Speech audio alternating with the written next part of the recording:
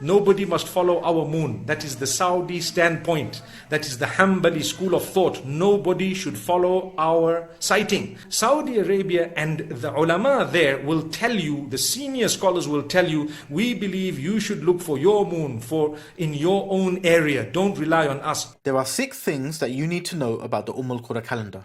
1. The Qura calendar is the name given to Saudi Arabia's official calendar, which is used for the administrative and civic purposes.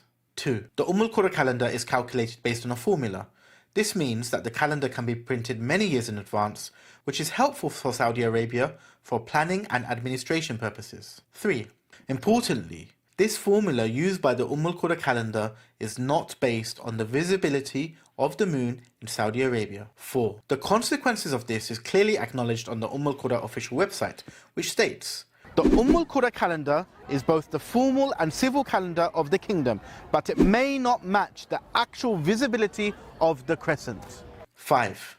In fact, the formula the Qura calendar currently uses will result in months which, for most cases, start a day earlier than the moon is actually visible in Saudi Arabia. 6. In practice, the Qura calendar is only used in Saudi Arabia for 8 months of the year. For the remaining 4 months, they switch from the Qura calendar and begin months based on local moon sighting reports instead. These 4 months are Ramadan, Shawwal, Dhul Hijjah and Muharram. This is because Saudi Arabia considers these months as holy and believe that the holy months must start with a physical moon sighting. So how does this impact when Ramadan begins? The implications of this mixed calendar system on Ramadan are massive.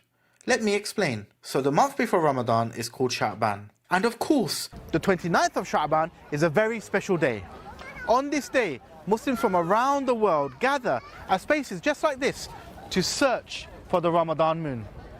Sha'ban this year, as it does every year, began according to the Qura calculation. But remember, the pre-calculated months often begin a day before the moon is actually visible. And this was the case for Sha'ban this year. So in effect, every date of Sha'ban in Saudi Arabia this year was a day earlier than Sha'ban based on lunar visibility. So, by the time we come to the 29th of Sha'ban according to the Qura calendar, it will be the 28th of Sha'ban according to lunar visibility. Those who do moon sighting all year round say, look, you're doing the Ramadan moon sighting on the wrong date. You started Sha'ban a day early, so your sighting is a day early.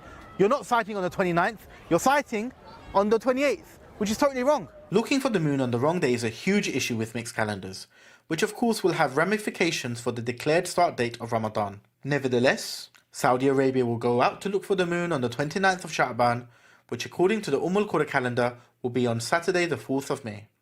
Of course, as they are looking a day early, this will be far too early to sight the moon. Now you might be wondering, if hypothetically Saudi Arabia operated a lunar visibility-based calendar all year round, when would Ramadan have begun? Well, they would have started Sha'ban a day later and would have gone out to sight the moon a day later.